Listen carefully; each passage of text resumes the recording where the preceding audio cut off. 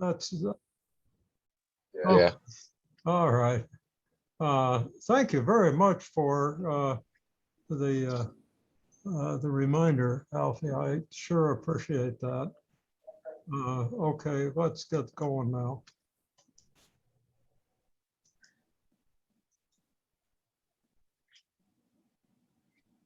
Okay. All right, yeah. So we're going to start with the background. Okay. Starting with the history. There's a Yeah. harmonic. I think somebody's. Are there Alfie? Is there more than you in the room? Yeah, Hector just muted, I think. So I think we're okay now. Okay, be sure that the other guys have their microphones off. Yeah, you good now? I'm picking up harmonics. Shall I go to the history? Yes, please. Okay. All right, so Tesla is a relatively new company. It was founded in 2003 by two American entrepreneurs by the name of Martin Eberhard and Mark Tarpenning.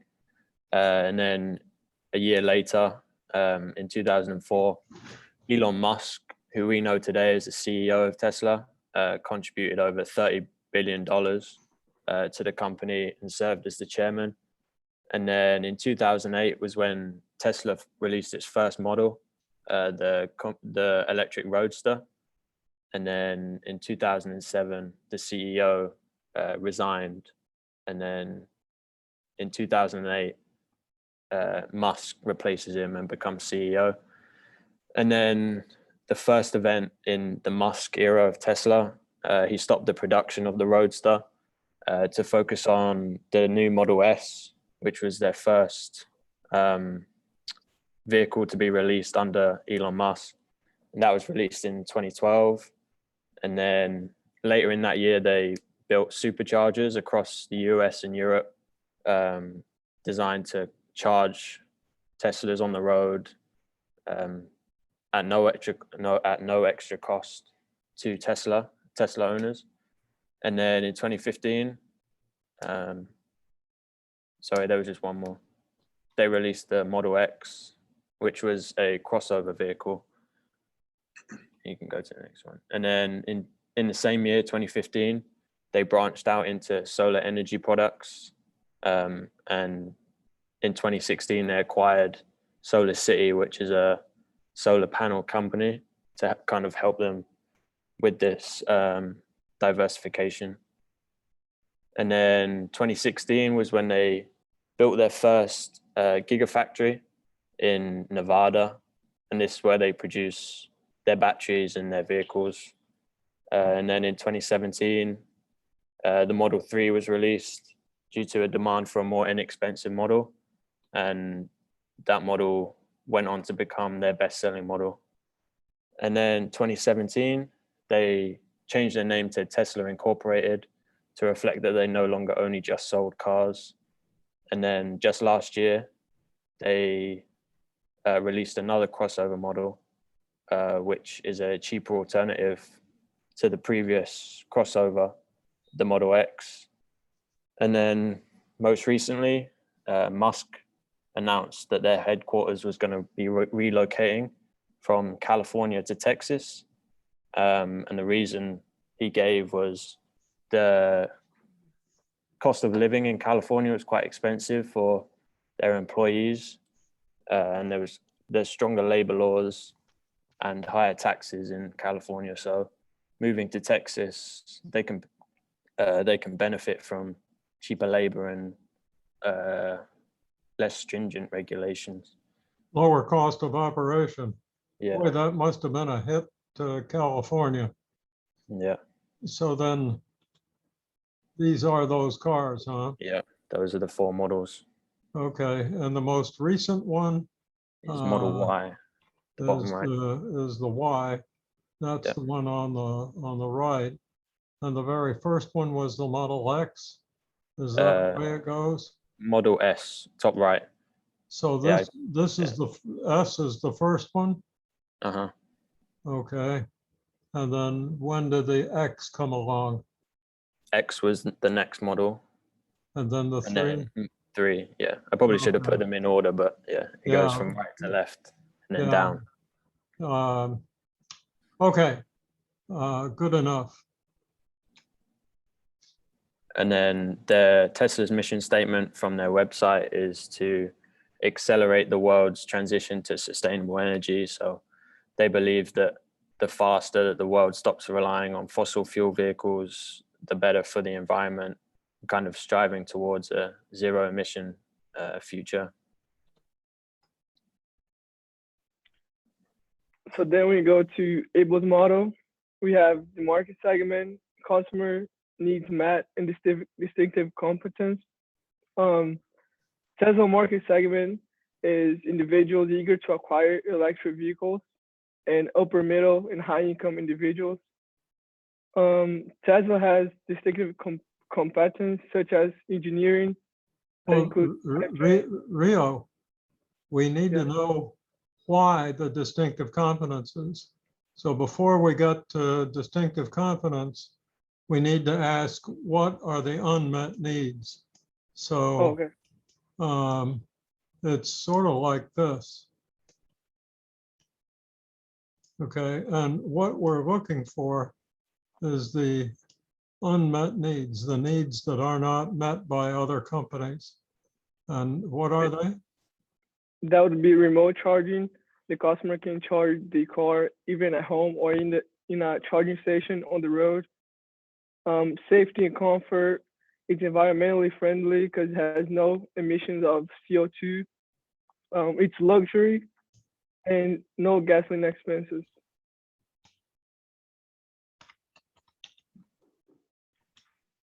Okay. So it's not the needs that are met, but and it's great that they do meet them, but people have these needs that prior to Tesla hadn't been met, right? And looks like I when I was doing all this, I kind of screwed you up. I'm sorry. It's okay. We'll have to fix that if we can. And I can't, so maybe you can later on, but I don't know. Oh boy, I'm really doing a job for you, aren't I here? Okay, so in any event, these are the needs that Tesla tries to satisfy. And what kind of competences are required to meet those needs? We have engineering, such as drivetrain and electric power. Tesla has over 300 patents on its innovations, and that would be the vehicle designs and solar roofs as well. We also have battery technology in their e-commerce, which is their way to sell cars. They don't sell cars in a conventional way that is usually in dealerships. They usually sell it online. Okay. On we go to the next one. And here we just have a quick overview of their financial profile from last year. So from here, we can just see that their sales, they perform very well in terms of sales, but their operating margin, return on investment and return on equity are still relatively low, but that is due to the expense of manufacturing electric vehicles. So prior to 2020, they actually hadn't posted any returns on investment or return on equity. 2020 was the first year that they actually got any returns, just because the high operating costs. $31 billion. Yeah. It's almost like we could do it this way, just because the auto companies typically report in these terms, but it's a remarkably large company for a startup. Operating margin of almost 13% in the auto industry isn't that bad. It's sort of okay, or even a little better. The low rates of return are probably simply because the company had to start out with so much debt before it could kind of accumulate profit. But with a leverage ratio of 30%, they've kept things in balance. 30% is not a bad leverage ratio, especially for such an asset-intensive company. So all things considered, when we get to the goals hierarchy, with this 30%, we probably don't have to worry about the level of risk. We can think in terms of getting up to superior financial results now. Okay. All right, and now we're gonna move on to the environment. So Tesla's sales just in the US have been following a consistent trend, consistent growth year on year, and quite significant jumps in some cases. So the US is still an attractive market for Tesla because the growth in their sales shows that the demand is there in the United States. And then on the next slide. Okay. These, I see what you mean about, in some years, some pretty dramatic growth. If we look at 2018, Yeah. Almost doubling, and in 2020, up by, it looks like a little more than 30%. Those are dramatic increases. Mm-hmm. And then, so from this chart, their revenue by region, obviously United States is their best-selling market because that's where they started up in. But an important block to look at is the dark blue, which is representative of China. And in 2020, in contrast to their sales in 2019, that almost doubled, even tripled. So China is the growing market that Tesla should really look to capitalize on and kind of establish themselves in China to further improve those sales. And then here we can take a look at the GDP growth rates. And the important takeaway from this graph is the rapid growth of China, which is the red line, and that they've surpassed United States in 2013, and they're continuing to grow and pull away from the US. So we would say that China is the market of the present because they're the largest economy right now. But even more importantly is the green line, which is India. And what we can see from their trend is that we can assume that by probably 2030, they will also surpass the United States, making it the market of the future that Tesla should consider when, like 10 years down the road, to kind of look to establish themselves in India to capitalize on their rapid growth. And then this is the GDP per capita, which is the measure of a country's economic output per person. So it kind of is an assessment of the wealth of a country. And this is a contrast to the previous graph where we saw China and India rapidly growing. But here we see them at the bottom of the graph. So although those countries are growing, they're not necessarily the wealthiest countries. So their purchasing ability to buy a Tesla is less than those in the United States. And yeah, we can use this as a rough indicator of consumption potential, and it certainly isn't a precise one. But if a country's economy per capita is as much higher as the U.S. is than China or India, or even the EU versus those other countries, even though they're bigger.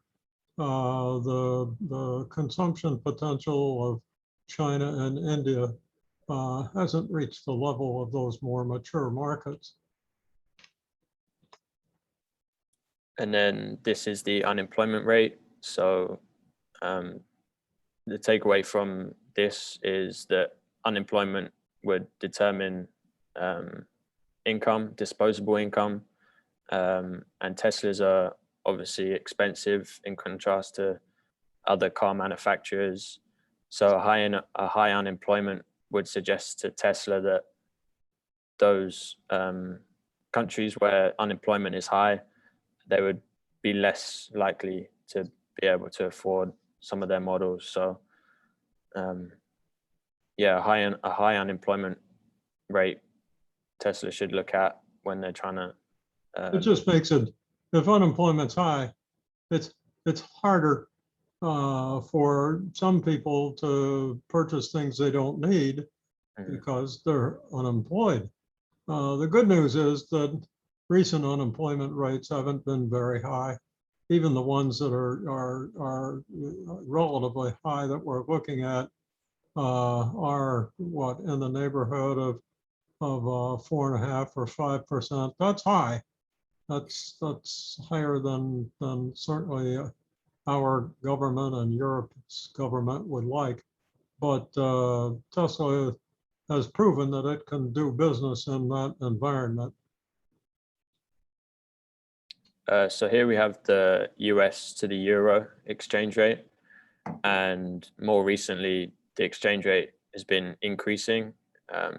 So that would make purchasing a Tesla from Europe more expensive for the European customer, because €1 is worth, I believe, roughly $1.17. So it appears a Tesla appears more expensive to the European customer.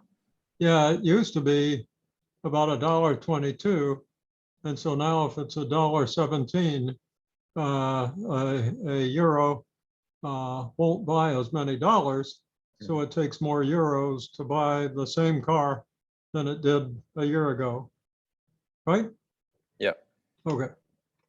And then this is the Chinese yuan to $1, and we can see that the exchange rate fell drastically, which is the opposite to what we just saw with the euro. So it would make it easier, cheaper for a Chinese consumer to purchase a Tesla, because you get more yuans for $1. You get more dollars for a yuan. Yeah, these charts are always hard. And I always try to remind people that they've got to remember, you guys from Europe are pretty well tuned into the fact that charts of the euro and the British pound sterling and the Australian dollar go one way, and all the others go the other way, like this one. So this one talks about how many yuan the dollar buys, and the other chart talk about how many dollars the euro buys. And so the charts are just, and there's no logic for this. This is just the way, history has evolved with these charts. But if you're not used to the fact that they reverse like that, that can get pretty confusing. And then finally, this is the Indian rupee to $1, and it's similar to the euro exchange rate. So it's higher than it has been previously. So looking back at 2018, it was extremely low. And then today it's much higher. So to the Indian customer, it takes more rupees to buy a dollar. So it's harder for the Indians to buy a Tesla. Yeah. Right. Okay. So here we have Tesla's capacity utilization. So how efficient are they, and are they producing to their maximum capacity? So their production capacity across all of its factories is 690,000 vehicles. But typically they produce around 500,000 vehicles, which makes their capacity utilization 72%. So Tesla has plenty of room to improve and increase their production capability, and Tesla needs to find ways to achieve that higher utilization. Maybe another way to look at it is, since they've been growing so rapidly, what this statistic indicates is that they still have room to continue growing rapidly, right? Because they've got another 28% to grow. They're less than 3/4 capacity. So they're going to have to add capacity eventually if they keep growing at that rate, but it won't have to be immediate because they've got extra capacity right now to accommodate that growth. Did I say that okay? Yeah. Okay.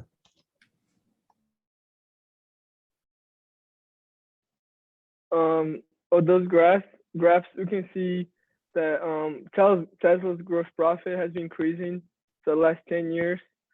On the net income side, Tesla didn't start making money until last year, 2020.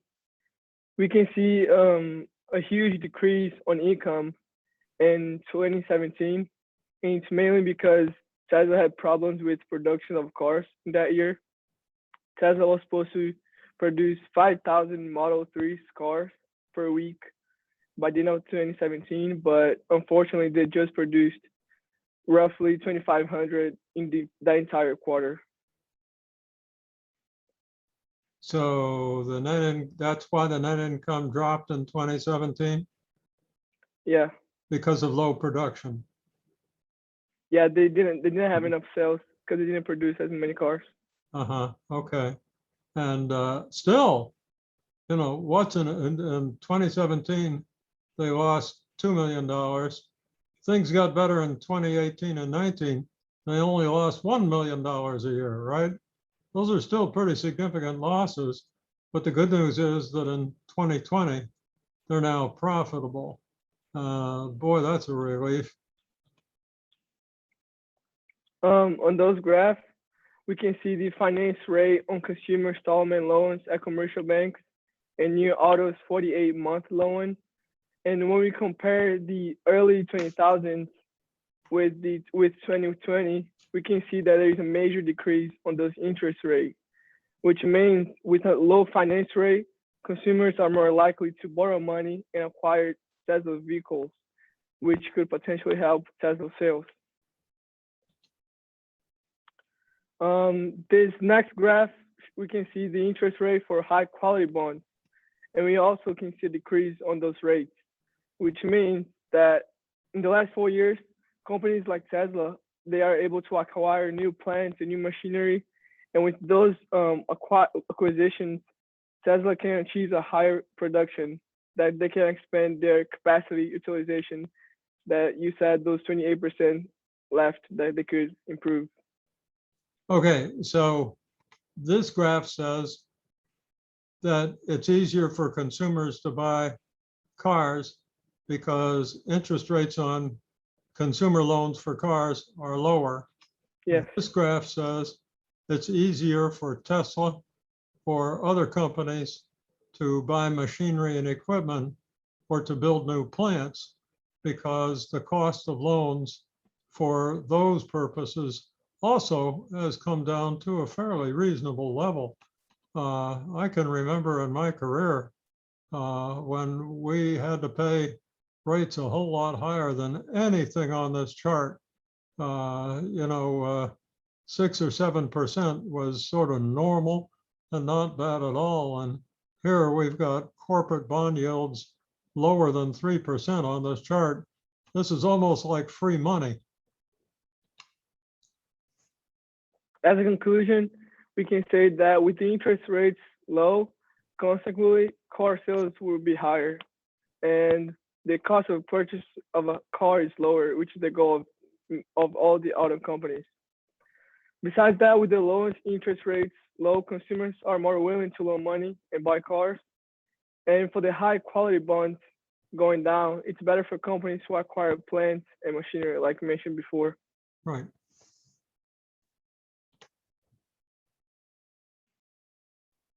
Who's up? That'll be me, Dr. Ronnie. Okay. Hector, you're going to talk about markets? Yes, sir.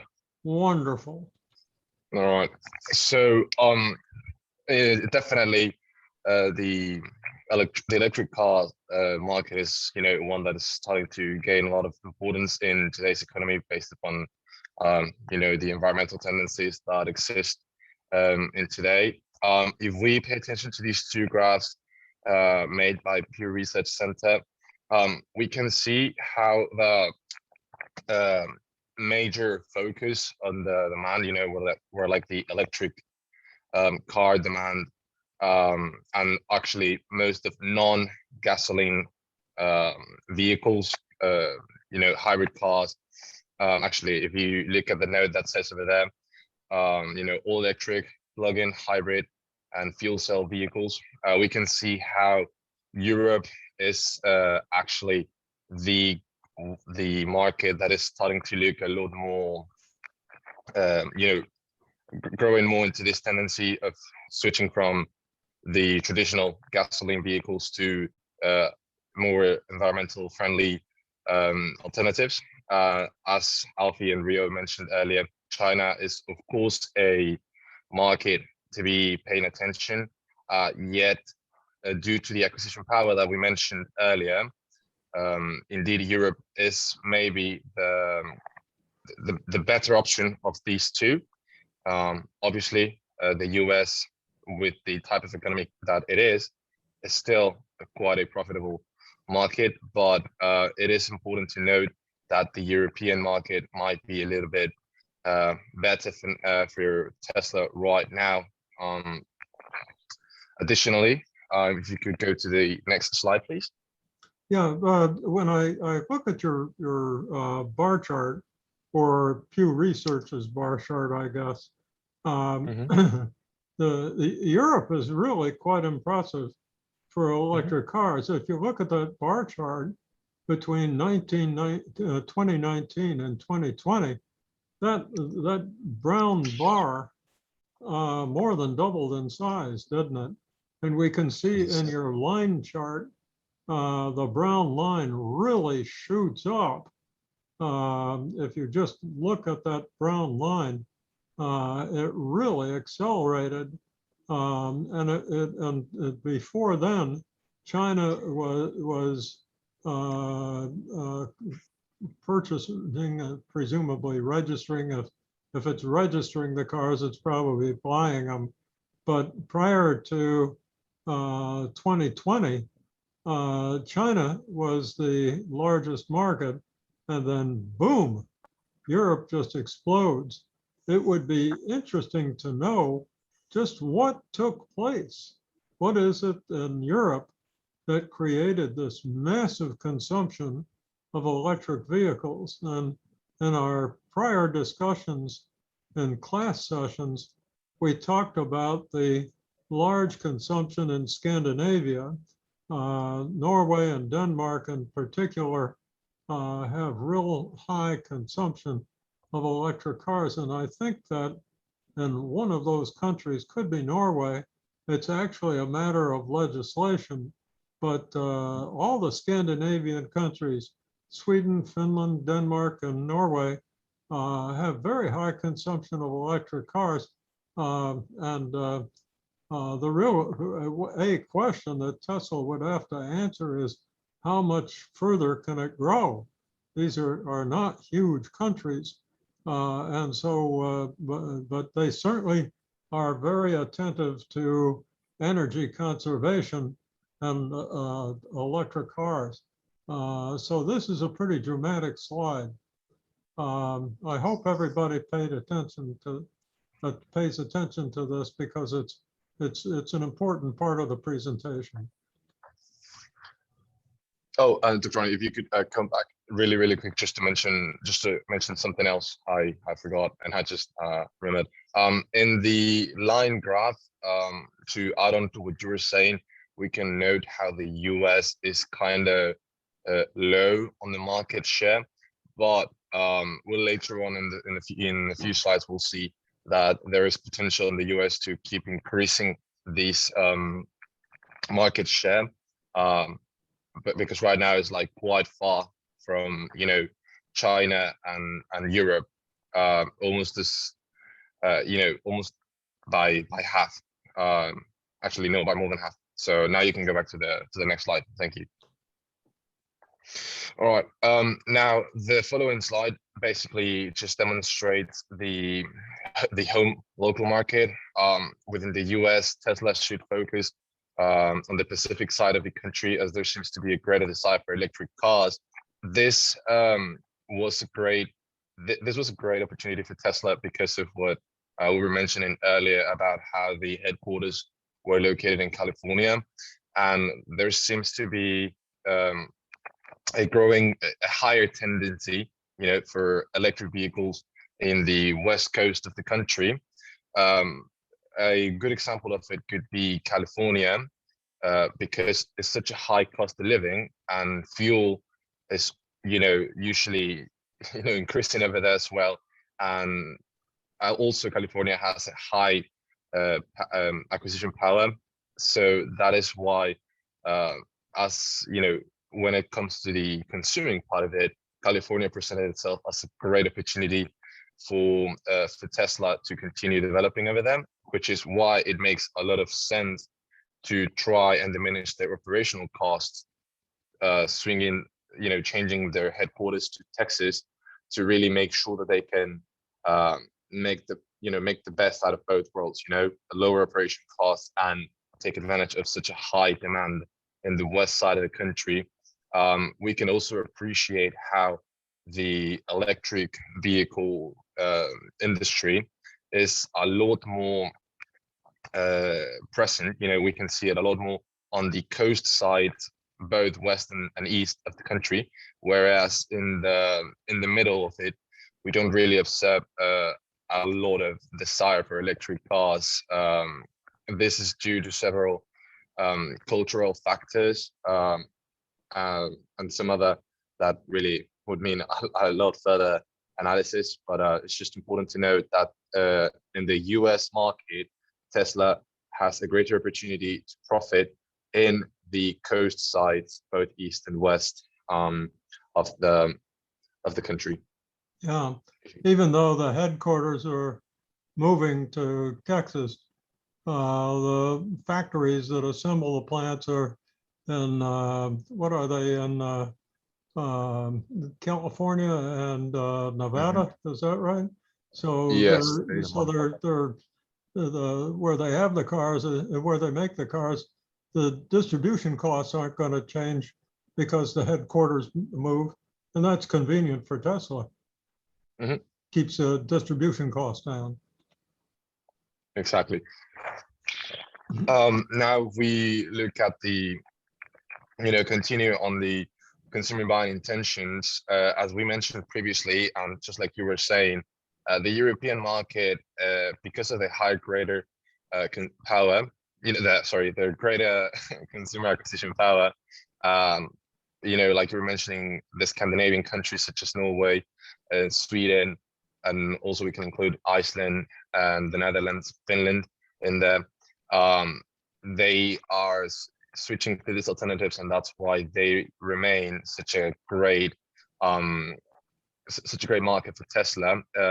I like to point out here in this graph how the you know, from all the countries that are above the average above the average demand for electric vehicles, we find only one country outside of Europe within those, which is China. It's the only country that is above the average electric cars demand in the world, whereas the rest of them are mainly European.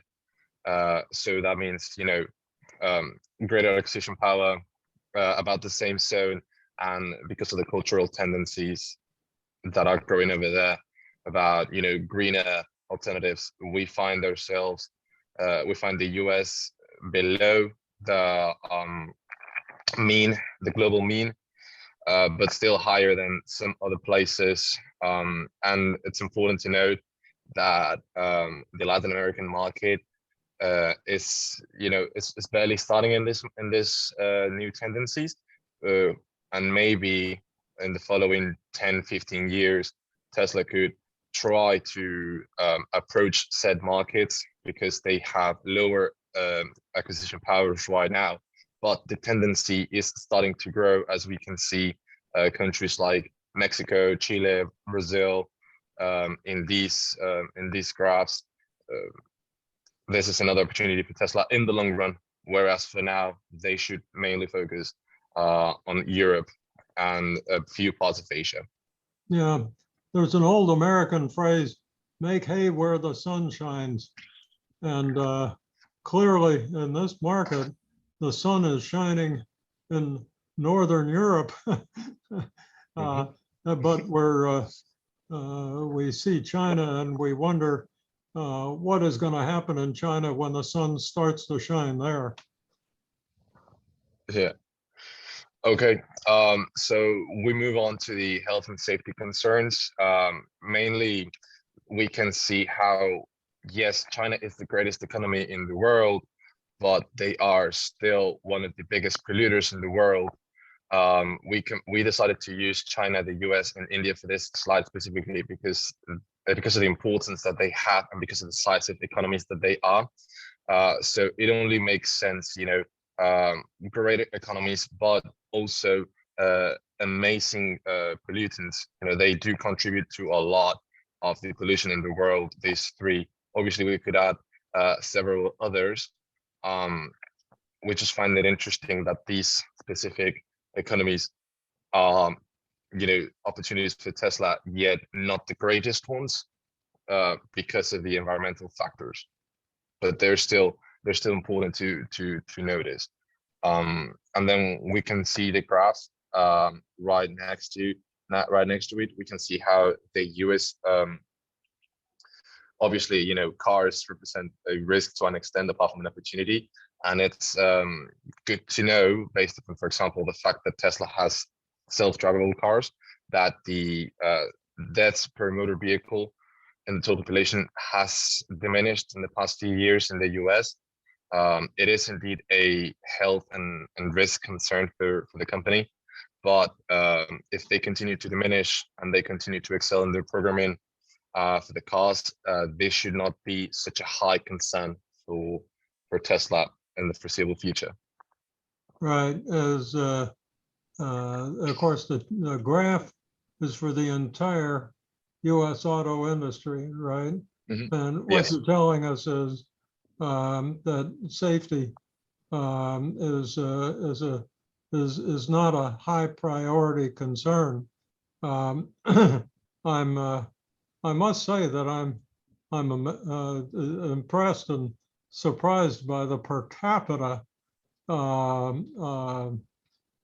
emissions in the United States, twice what it is in China on a per capita basis, and that's really quite interesting. I'm not sure what entirely to think about that proportion, but it's quite noticeable. Yep. Okay. Like I was saying on the previous slide, additionally to the graph, and now actually putting it into some words, the autopilot and self-driving is something that Tesla struggled with in the past few years, and whereas people are really comfortable about, just being around in a place, just walking down the streets or driving their own cars, when, another car is not driven by an individual, it's driven by itself. And are people really willing to adopt this new tendency? Are people willing to let them be driven by the car? So this is one of the health and safety concerns that Tesla really had to address, and to make sure that the tendency demonstrated in the graph of the previous slide stays like that. Specifically, we see Model S, X, and 3 that have the lowest probability of injury of any vehicle tested in the US government last new car assessment program. And in the second quarter of 2021, there was one crash recorded for every 4.4 million miles driven, where drivers were using the autopilot technology. So honestly, we can just see that the reliability of the autopilot and the of the Tesla's vehicles is quite remarkable, especially this far into this new tendency. Like it could be a lot worse, which means that it is still something that Tesla must keep an eye on, but it's something that they are doing pretty well so far. Tell us again, if you would, Hector, why Mhm. we have the remarks about autopilot and self-driving cars and the health and safety concerns. Well, The fact that these three cars have such a oh, look at that, I can't underline one. I don't know what website you got these from, but I presume back there where you got them, if you clicked on these words, you'd go to another website. But that seems quite important, lowest probability of injury. But why do you have autopilot and self-driving in this particular slide again? yes, of course, Bernie. So we have autopilot and self-driving as an important concern, both for the people who acquire Tesla and for the people that do not, that don't have Tesla yet. On the side of the people that will acquire Tesla, are we really comfortable with being in a car that we're not driving, where we don't have full control or a major piece of control of what can happen? Are consumers really comfortable with letting themselves being driven for X or Y amount of miles by a car instead of themselves and their abilities? And also to the rest of the market, are people comfortable with these cars being driven? Am I going to be comfortable walking down Raleigh where there are, I don't know, if there's a Tesla around, am I going to be comfortable seeing a Tesla around there, knowing that it's not going to malfunction and just get off the road and kill me? It sounds, blunt, but it is something that firms must contemplate, and Tesla has certainly done so, to the extent that, again, the next point, there's one crash for every 4.41 million miles driven in the last study made. Is it correct to do what I did in your first bullet, to say that cars with these Yes. features are safe to drive? And be around. Okay. Who's up? That's me, Who's me? Alfie. Okay.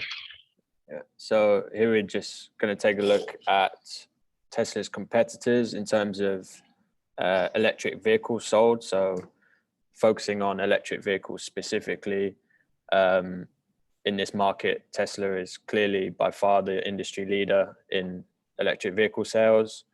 And then its closest competitor is General Motors. And then following that is Nissan, Ford, Toyota, and BMW. We saw Ford back on Tuesday, right? Yeah. And and Ford told us that they were really working on electric cars. And from this slide, we can see that Ford has quite a way to go before they approach anything like what Tesla has accomplished, right? Yeah. Flip the slide. Yeah. Please. Okay. So here we're comparing Tesla sales to those of General Motors, Ford, and Nissan. So what we can see is that Tesla is on the rise, and it won't actually be long before they've reached and surpassed Nissan in sales.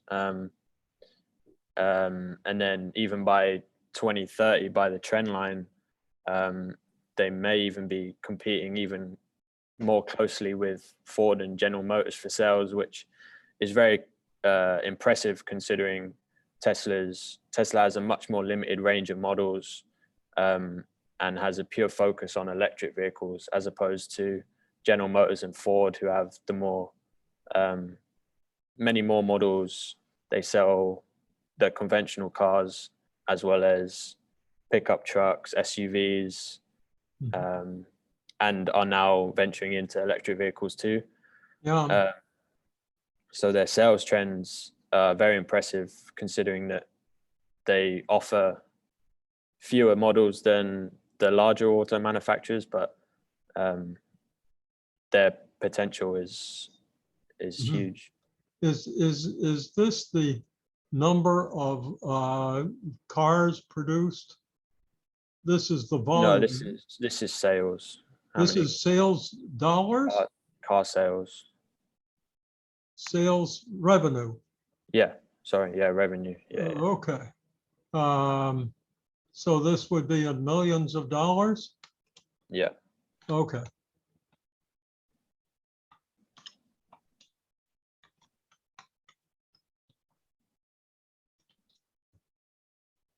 So Tesla's got sales of $60 million. That's not true, is it? GM has sales of 140 million. I don't know. You may want to check this, Alfie. Are we looking at units here or dollars? I'll take this off, but you might want to make a note and indicate whether this is unit sales or revenue. Could you do that? Yeah. Just check it. So here we have the operating margin. So here we can see that Tesla is on the rise again. In 2018, they matched Ford in terms of their operating margin.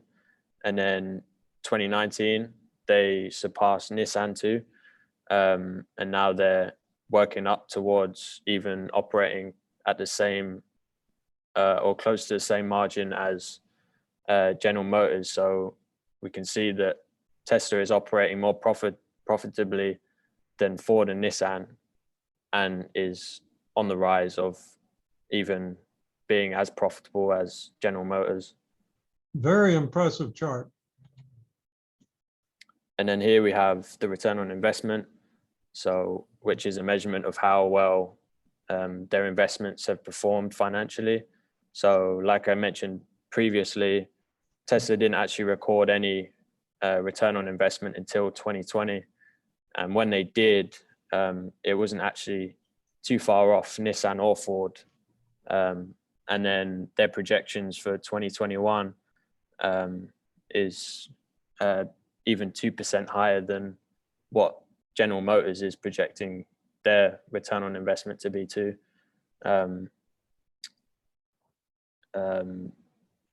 Yeah, so they propose that they'll be returning investment. Their return on investment will be significantly higher than that of their competitors. Yeah. Over time, Tesla's return on investment will probably gravitate back down toward a more normal level because the invested capital will go up as equity goes up. As the company makes profit and accumulates profit, that's going to increase invested capital. Shareholders' equity will go up. And what will offset that would be a decline in debt if Tesla pays down its debt, but its debt's pretty well under control now. So assuming that invested capital goes up, the question is, will Tesla's profit go up faster than invested capital? And that's an issue, but I would expect that a return on invested capital of 13% in this industry, as you can see, is pretty spectacular. Have a look at Ford and General Motors. GM does really well at 8%, and here's the newcomer Tesla making 13%.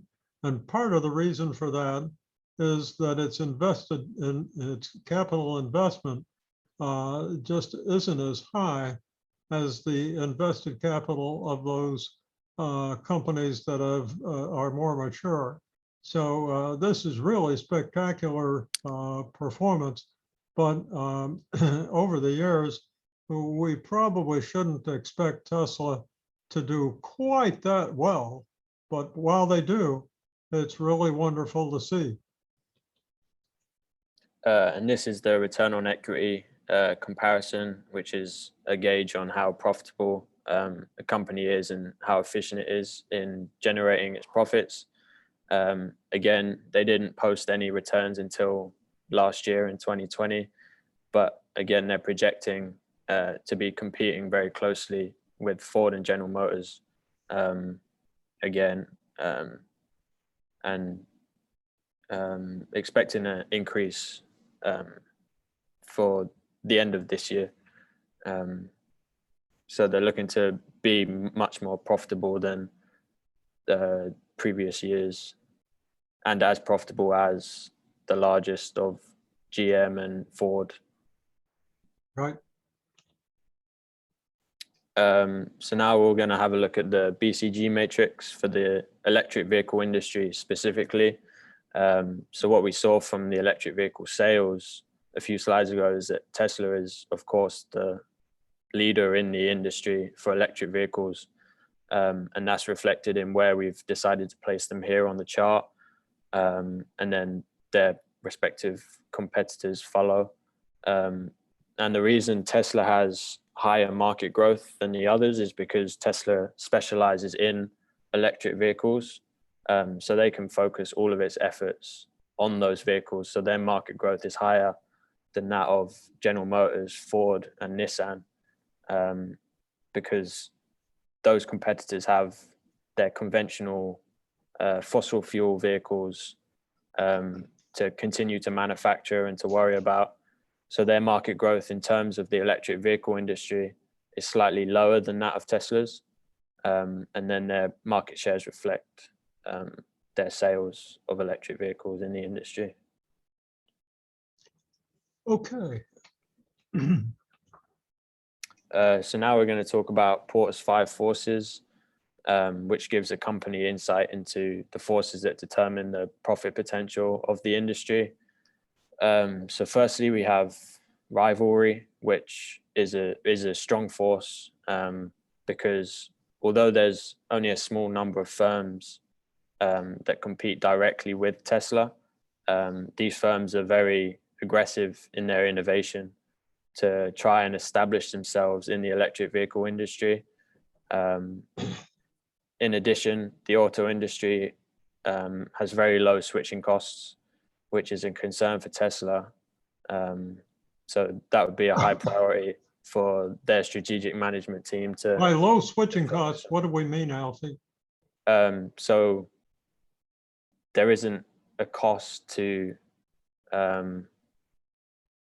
basically switch. Say you have a Tesla model now, it doesn't cost you anything to switch to, now I want a Ford vehicle. Okay, so it's easy for It's easy customers. to switch, yeah. Customers aren't impeded, aren't held back if they want to move from one brand to another. Yeah. Okay. And then we have bargaining power of buyers in the industry, which is a moderate force. Again, the low switching costs are an important factor for them to consider because they reduce the barriers to customers to purchase cars from other manufacturers. Sure. If they're not entirely satisfied with a Tesla model, for example. Another factor that is important to consider is the availability of substitutes. So like customers in suburban areas have limited access to public transport. So it's more practical for them to own their own car.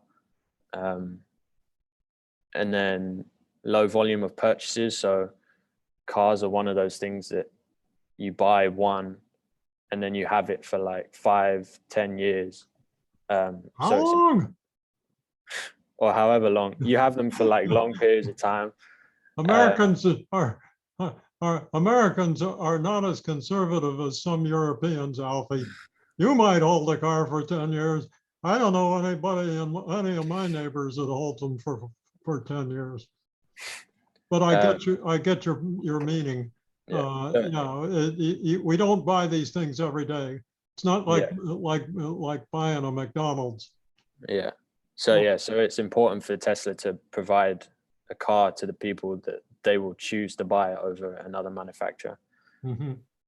It's a major purchase when people buy it. They exercise their buying power, those low switching costs, because for the consumer it's a major expenditure, and so they exercise their buying power accordingly. And then we have the bargaining power of suppliers. So Tesla's suppliers have a low level of forward integration in that they have limited control in the distribution and the sale of their products. And some suppliers even use third parties to sell their materials and supplies to Tesla. Tesla's suppliers are also moderately sized, which limits their influence on the automotive industry. So if an auto manufacturer isn't satisfied with the supplies, then they can look elsewhere. And finally, the level of supply. There's only a very few suppliers that specialize in what Tesla requires for their vehicles. So bargaining power of suppliers is only a moderate force. And then the threat of substitutes, again, the low switching costs is a strong force as they attract customers to use alternatives. So if alternatives are available, such as transport, owning a car isn't necessarily an essential for them. However, these substitutes are limited in a number of cases, and also the performance of these substitutes is an important factor because they may not satisfy the customer's needs as well as a car, because public transport. Alfie, what would you consider to be a substitute? Like a train, a bus. If we were in Prague, in the Czech Republic, what would be a substitute? Probably a bicycle. Trams. They're everywhere, and they're extremely convenient. Yeah. In Amsterdam, trams. You know, in America we call them trolley cars, and there aren't many of them. They're most notable in New Orleans and San Francisco, but throughout Europe, we often see trams in European countries. There are several in Germany. I don't remember seeing too many, if any, in London, but in other European countries, trams are extremely convenient and very popular. And if people live in the city, they really don't need cars. I remember speaking with folks who live in European countries who told me flat out, they just don't need a car because the trams are very convenient, they're very comfortable, they're very inconvenient, they're very inexpensive, and they just don't need cars. So it really depends partly on the geographic market, right? In the US, we don't use trams, right? But in Central Europe, trams are much more frequently found and frequently used. And so that's a real substitute in Europe and so on. So no trams in China. So they're not a substitute in China, and that's a great big market. But if you got around to touching up this slide, it might be that there's some sort of a commentary about some of these forces, such as what a substitute is and where they're important and where they aren't might be appropriate. Okay. And then the final force is the threat of new entrants, which for Tesla is a weak force, because it's very difficult for new entrants to kind of match the company's strong brand image and popularity. And the cost of doing business in the electric vehicle industry is extremely high. And it's also very difficult to mass produce these electric vehicles, especially for Tesla, because they're customizable. They do it by order. So the economies of scale is very high. So the threat of new entrants for Tesla is a weak force. Okay. Now, I noticed that the next slide, oh, I'm sorry. Pardon me. I thought there was no summary, and there is. Pardon me, Alfie. I'm sorry for interrupting. No, that's okay. So yeah, this is the 5 forces scorecard. So importantly to note that India, it has the lowest score, which would indicate that it has the highest profit potential. But also to note that the US, Europe, and China are all very close in their scores. So that's not to say that there isn't profit potential in these markets, but India, in terms of its barriers to entry, is a lot more attractive for long-term growth. What is it that makes you give the US a 3? 3, 4. I'm sorry, for the threat of new entrants, as opposed to a 1 for Europe. You say in Europe there's not a significant threat of new entrants, but there is in the United States. I'm just curious if somebody on your team made that decision and just what they might have had in mind. No, so sorry, yeah, the US threat of new entrants isn't necessarily like a brand new company, but like talking about GM or Ford entering into the electric vehicle market. They're kind of the largest auto manufacturers, so their potential to enter into the electric vehicle industry is a lot lower than some European car manufacturers. Okay, well, you've said that the threat is higher in the US than it is in Europe. And what I think I heard you say was that manufacturers like Ford and General Motors are developing new electric models that they'll introduce in Europe, in the US. But those same kind of threats don't exist in Europe. It's entirely possible. I just wondered if you guys had something particular in mind. No, it's just that the US car manufacturers are already venturing into the electric vehicle market. So Okay. their threat of new entrants is higher than that of in Europe. Okay.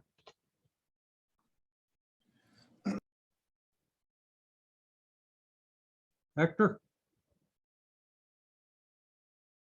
Hector, your microphone is cut off. My bad. I'm sorry. I thought it was already unmuted. We then proceeded to do a case analysis for Tesla.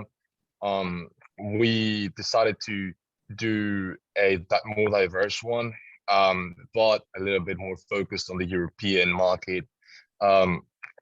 We decided to use Hong Kong, Ireland, Germany, and New Zealand, just because we kind of had already gone over a little more into detail with the rest of the presentation about China and India, more about China.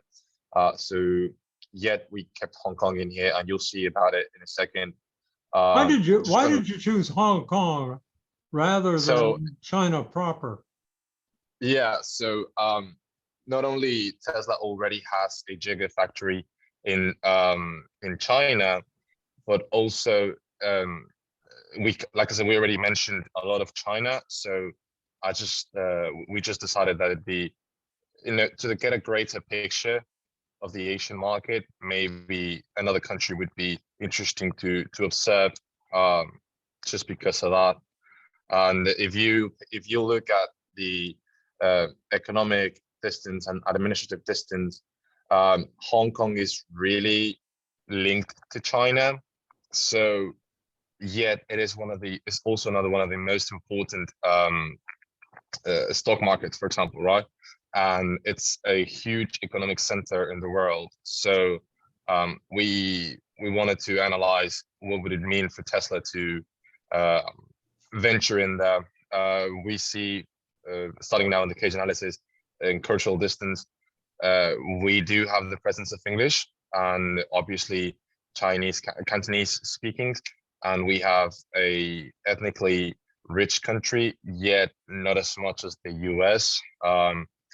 Going further into the administrative distance, we see that what I was mentioning they are heavily dependent on China, yet they're a great entry port of China to China, sorry. So Hong Kong is a country of two systems, one policy. They rely a lot on China, and their government system is a little bit stricter, sorry, than some other alternatives. So that is a little bit of a stopping point for Tesla. You'll see how we valued it in the scorecard at the end. Geographic distance, like I said, shares a common border with China, so it's something that they can add to what they already have with the Gigafactory, and just keep on growing from there into the Asian market. It is not such a big country. It has 7.4 million people as of 2020. And the time zones, which is something important and that the case analysis asks us to do, just mentioning it over there. When we focus about the economic distance, again, it is heavily dependent on the China's mainland economy. And it actually has a acquisition power, consumer income is not as low as the Chinese one. So if you could, yes. I've noticed that it's already 10 after 3. So we're getting a little tight on time, and you've got a lot of information on these cage exhibits. That's fine. Maybe it's possible to just look at them briefly and let the audience look at the print. But you might tell us for each of these whether the barriers to entry and growth are high, medium, or low. So Yeah. in Hong Kong, is it easy for Tesla to get into Hong Kong and do business there or not? Yes, it is easy, yet there are easier alternatives. If you go to the There's a three scorecard slides all ahead, the way at the yeah, bottom. to the score. Yes, if you go there, I can get into detail about that. Okay, And just, so you've done an analysis of Ireland, yes, sir. you've done an analysis of Germany, Yes, sir. and you've done And an New Zealand. analysis of New Zealand, which really surprised me. And by the way, these are very thorough. Did you do these yourself? Yeah, I researched a few studies, few essays. There's a lot of work here.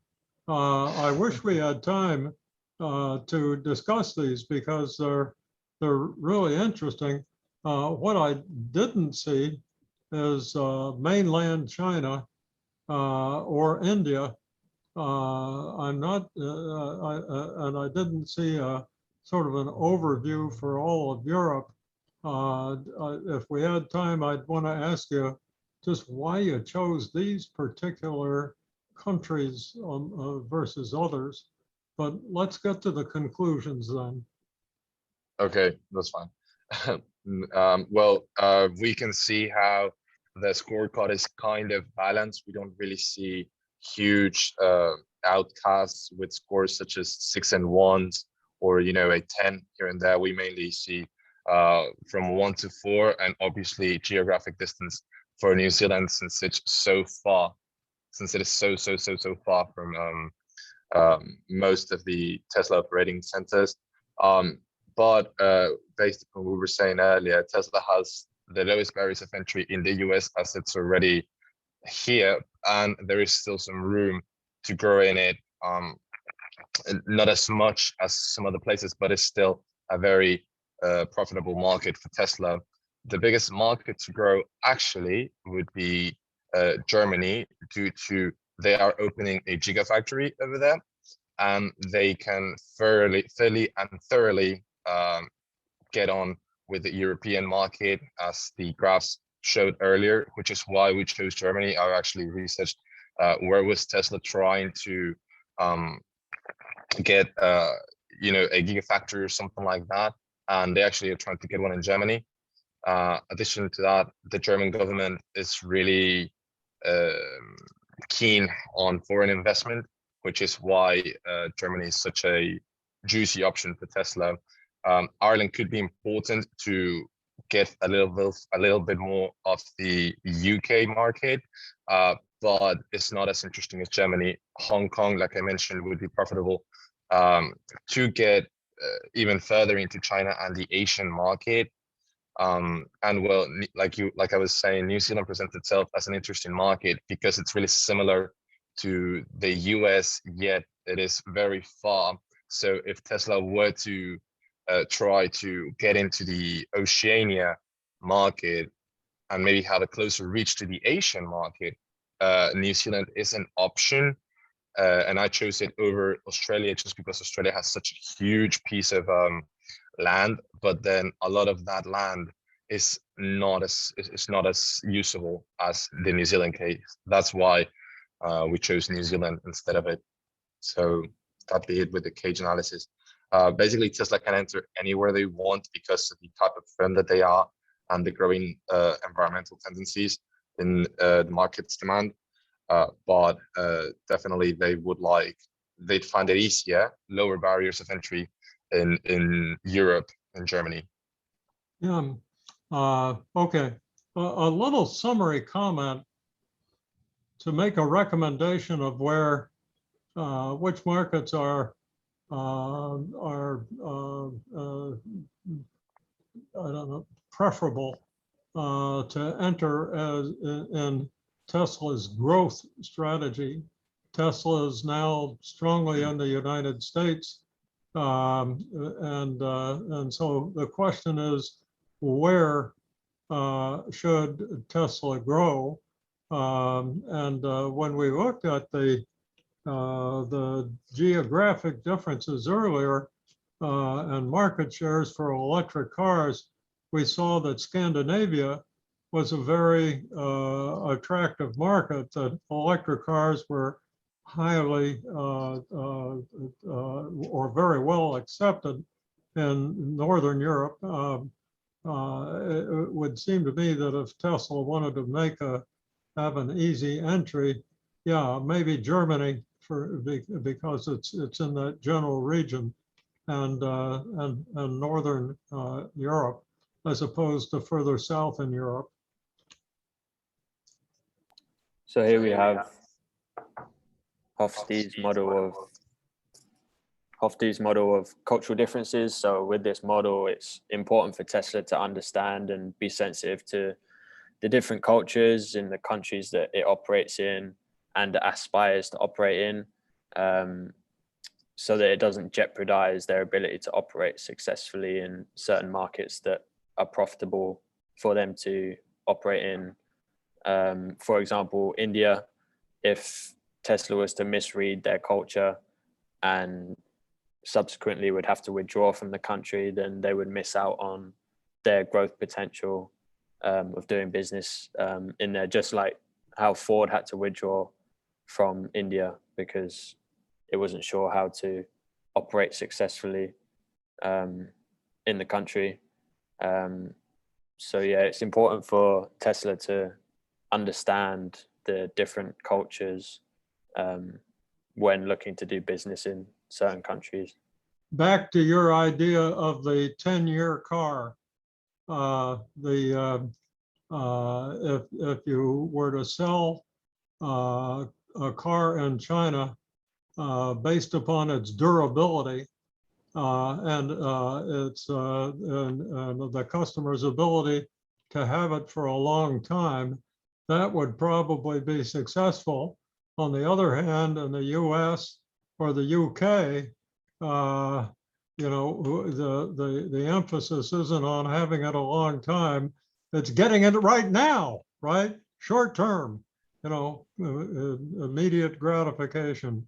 So yeah, these cultural differences probably have a lot to do with how you market a car, even a Tesla. Yeah. Yep, all good. Moving on to critical success factors, we have battery technology, innovation, charging efficiency, driving range, and customer experience. So with battery technology, it's essential to the performance of the vehicle, while innovation includes new car features and its futuristic design. Another critical success factor is charging efficiency. Tesla's users are committed to a fast and convenient charger, like I mentioned before. They can charge at home or in charging stations on the road. After that, we got the driving range. That is how long the car can drive in a full charge on its battery. And finally, we got customer experience. That is when Tesla has differentiated from other companies by doing showroom instead of the conventional way to sell its products. Moving on to capability analysis, we start with the financial trends. We see that Tesla sales have been increasing the last 10 years. And like I mentioned before, in 2020, Tesla hit over $30 billion in sales. We can also see that in operation margin has increased over the last decade, but there is a drop in 2015 and 2017. In 2015, Tesla launched the new Model X, and it also produced solar energy products such as solar panels and solar roofs. And like I mentioned before, in 2017, Tesla was supposed to have a mass production of Model 3s, but it just produced roughly 2,500 cars in the entire quarter. Real good improvement in operating margin since 2018. Very impressive growth in profitability. Next, we have Tesla shareholder equity, and we can see that from 2019 to 2020, there was a huge jump. There was roughly 200% increase from the year before, 2020. Why did the equity jump up so fast? Sorry? Why did shareholders' equity go up so fast in 2020? They have been increased its sales and also issuing more bonds, selling more bonds. Okay. Can anybody else in your team answer that question? Okay. Shareholders' equity grows with profitability. There's a caption in the shareholders' equity account called retained earnings. Do you remember that? Okay, so when the company becomes profitable, it's able to retain those profits and grow net worth of the company or shareholders' equity. So we saw what happened to operating margin, and that's an indicator of growing profitability. And so lo and behold, shareholders' equity grows. And when Tesla, its net income became positive rather than negative, we saw that on a chart earlier. That's what really gave the big boost to shareholders' equity, because now it was taking net income and retaining it in shareholders' equity. Makes the company more valuable. That's why we call it making money. Okay, when we're profitable, we make money, right? And what we mean by making money is what you see in the shareholders' equity account. Okay, long-term debt. Moving on to long-term debt, we can see that from 2019 to 2020, you had a decrease. Can you move to the next slide? Yeah, they had to take a lot of debt to support this growth and developing these new cars. But now apparently they've started to get their debt back down. They certainly need to. When we look at return on equity and return on investment, we can see that there's a trend to increase of both. That is because Tesla's net income finally began to be positive after many years of struggling. Yeah, With that, so we can. we actually are supposed to do it like this. We take the return on invested capital first because that comes before equity. And we can see that they just barely crossed the line. So now we have a positive return. And the same for return on equity. These losses down here indicate that equity is being destroyed. As they lose money, the value of shareholders' equity goes down. And the good news, as we saw in the prior exhibit, is that now that profit is adding to equity, we're going to see the shareholders' equity begin to grow again. When we see a invested capital, like I've mentioned before, with the increase of shareholders' equity, Tesla was able to improve its invested capital. Why do you think the invested capital went up? Because we had decreased long-term debt and we increased shareholders' equity. Yeah. So in order to explain these guys, we have to explain that one first, right? It's because the invested capital went up that return on investment couldn't go up as rapidly. And that's because even though operating profit, if we can find it, there we go, operating profit was going up, so was debt and invested capital in particular. And the result was the rates of return on investment couldn't go up because the amount of capital that was being invested was going up even faster than profit. Okay, so here's the leverage.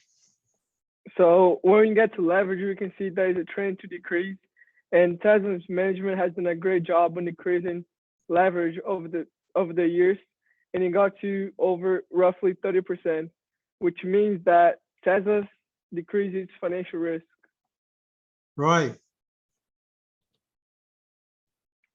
Onto the BCG Matrix for Tesla's products, we got all 4 models of their cars. We start with the dog. We have Model S that was the least sold, and there is no perspective of market growth for the next years. And then we got Model X as a cash cow, since it used to be the most sold, but it stagnated on the market growth. Up next, we got Model Y as a question mark. That was Tesla's latest vehicle, and it has shown good sales so far, even though it doesn't have a high market share. And lastly, we got Model 3 as a star because it's Tesla's best selling from the company, and it also has potential growth within the market. Looking at it, critical success factors report card, we have battery technology, innovation, charging efficiency, driving range, and customer experience. We can notice that Tesla has an advantage from its competitors, but there's also a high competition in the automotive industry. The company has done a great job to differentiate its products from other companies, and that's why they have a slightly advantage. We can also see that BYD is Tesla's main competitor right now. BYD is a Chinese manufacturing company that has been striving over the years, especially with their battery technology and innovation. Okay, what about BYD? You've got a couple of high ratings there. Who is BYD? BYD is the Chinese manufacturer. they have been producing battery technology. They have been competing with Tesla for the last year. Where is BYD located? What is it? Guangzhou, I think. If I'm not wrong. BYD is a Chinese electric car manufacturer. And it Yeah, claims to produce more electric cars than Tesla does. It's too bad you guys didn't have a chance to explore the differences between BYD and Tesla. Or if you did, I'm looking forward to seeing it. But BYD is the Tesla of China. Here are some of the examples that we have. Tesla showroom in Dallas, and then BYD new project that is the Ocean X concept. What is the Ocean X concept? What are we looking at there? It's a new car that BYD is projected to produce for the next year, 2022, I believe, and it's supposed to have 600 miles in one full charge. So it would be the main competitor, the main product competitor against Tesla. In China? Yeah. 600 miles is pretty good range for an electric car, isn't it? Yes, sir. What's Tesla's mileage for a Model 3? It is around 370 miles. About 300 miles. Yeah. Okay, so if BYD comes out with this Ocean X, it's going to be able to go further than a Yeah. Model 3. Is that right? Yes. Ooh, that's interesting.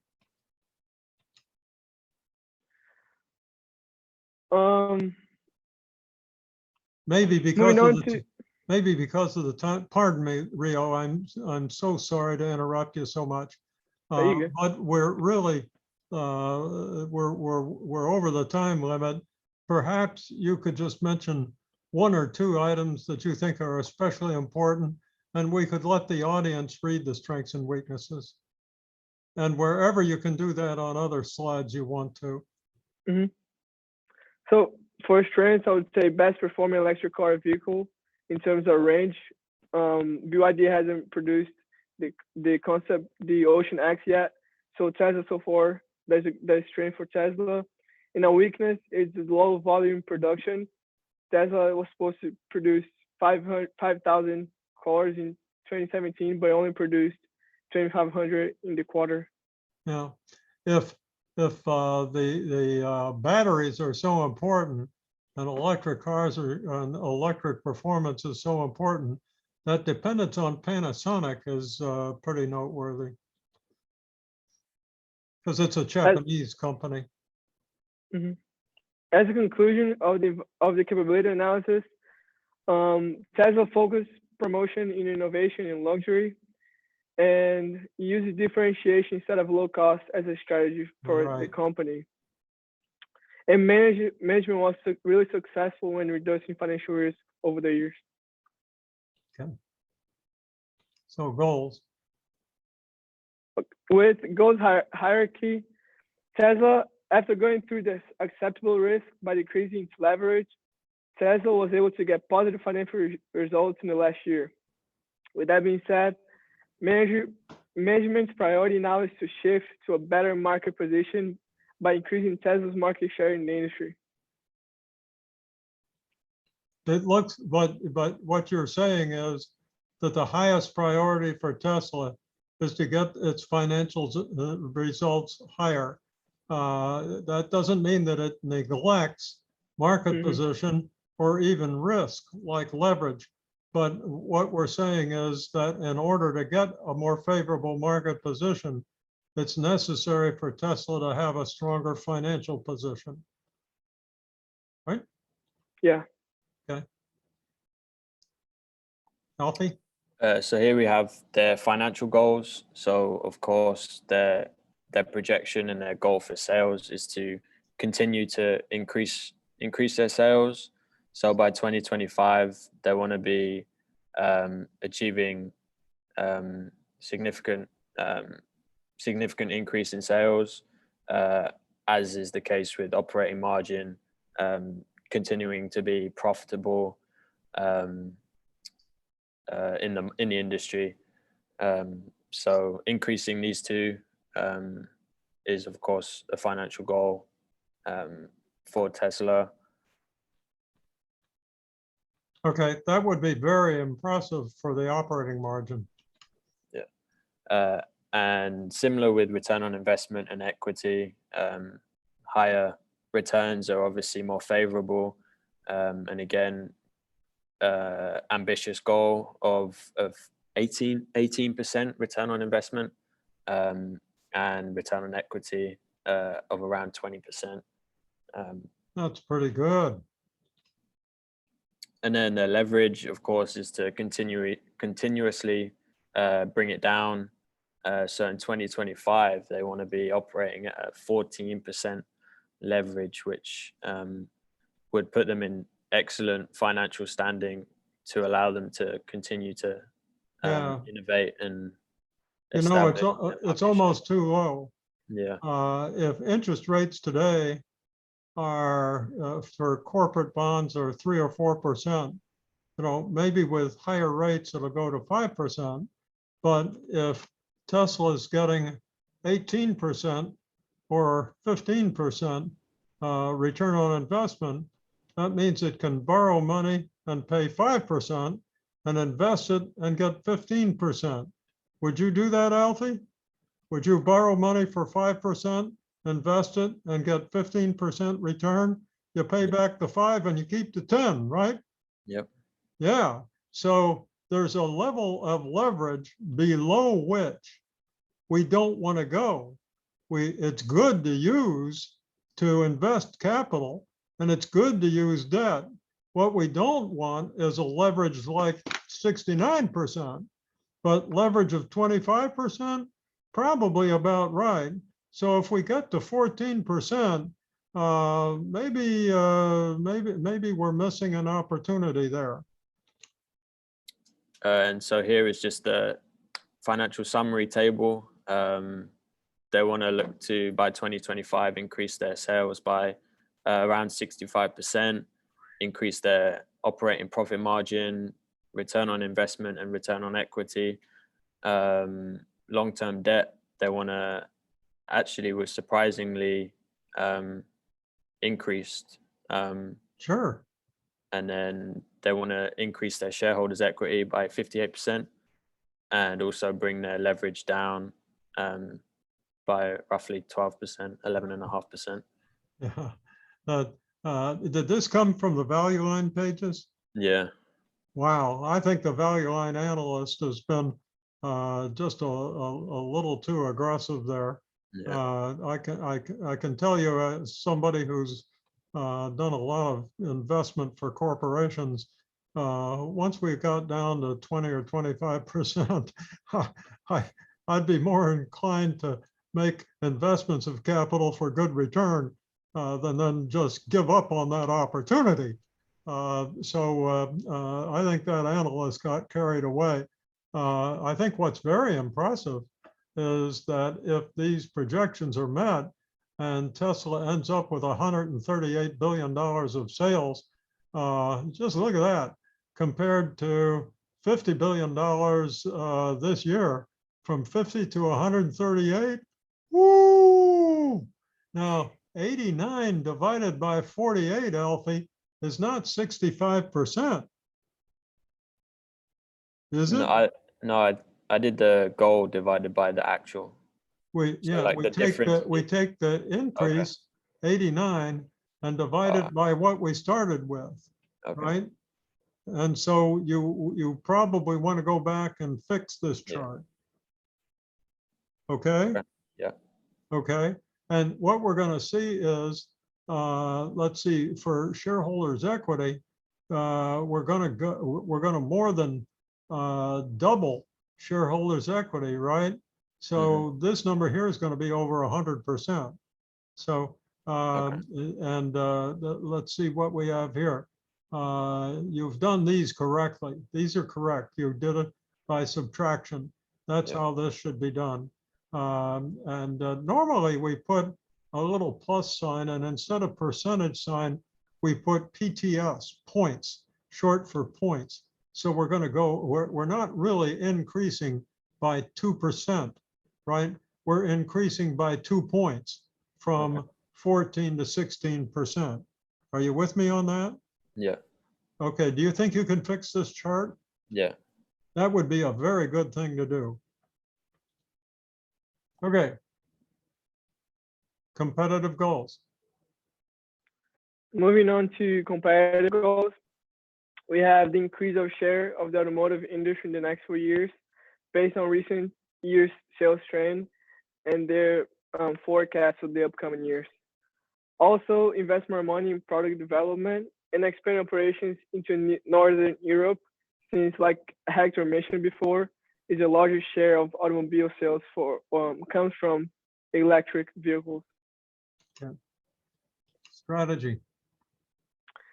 With the strategic objectives, like I mentioned before, differentiation is more important than low cost. Tesla focus on electric vehicles. There's a low cost of ownership, save consumers money since they don't have to spend money with gas, and target the high end of market where customers are prepared to pay a premium. And then after achieving that, Tesla drive the market down to a high unit volume, lowering their prices for future models. This is a very good point. Is this your conclusion, Rio? Yeah. Okay, this is a very good conclusion. Moving on to Insight Matrix. To grow its products and share in the industry, Tesla used aggressive marketing as a market penetration with its showrooms, for example. Customer support can be done through online services, which also helps with market penetration. For market development, comes with entering new markets such as India and China, expanding market share around the globe for Tesla. Tesla can also develop power batteries for product development. And with the acquisition of Solar City, Tesla has been selling solar panels and solar roofs to houses, which can be a great opportunity to penetrate the real estate industry in the future.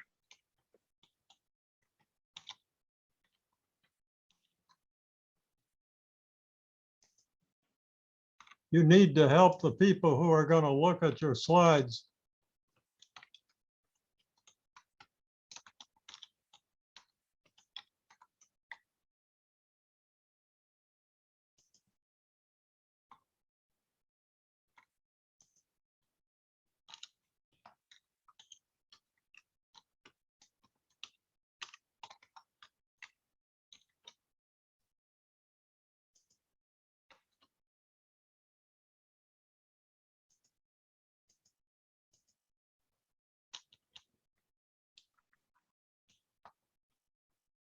I'll put the modern term. It's really what Ansoff called product proliferation, right?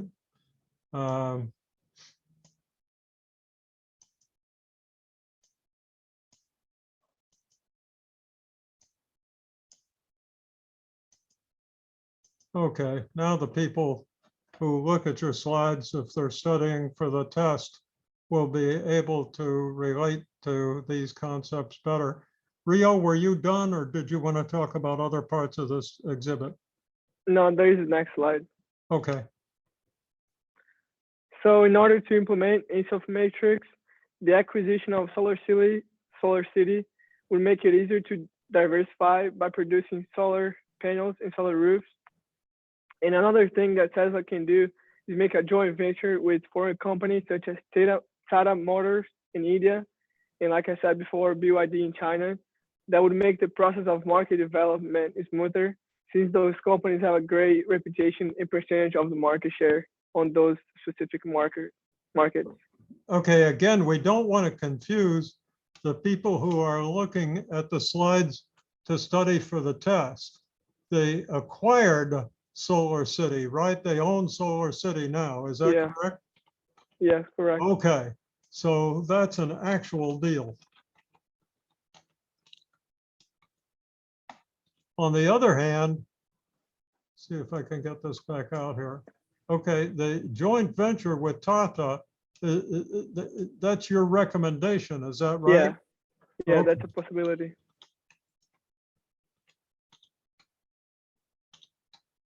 And